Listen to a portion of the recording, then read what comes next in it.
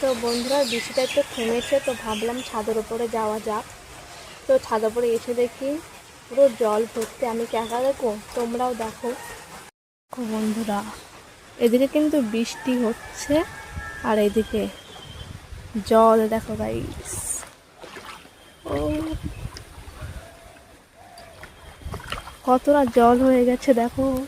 আর এদিকে তো মাঠ পুরো ডুবে গেছে, এদিকে এই গাছগাছলার জন্য দেখা যাচ্ছে না, না হলে খুব সুন্দর দেখা যেত। আর তো পুরো অন্ধকার। আমি যখন আরেকটা ভিডিও করেছিলাম তখন এতটা অন্ধকার ছিল না, আর এখন দেখো পুরো অন্ধকার হয়ে গেছে।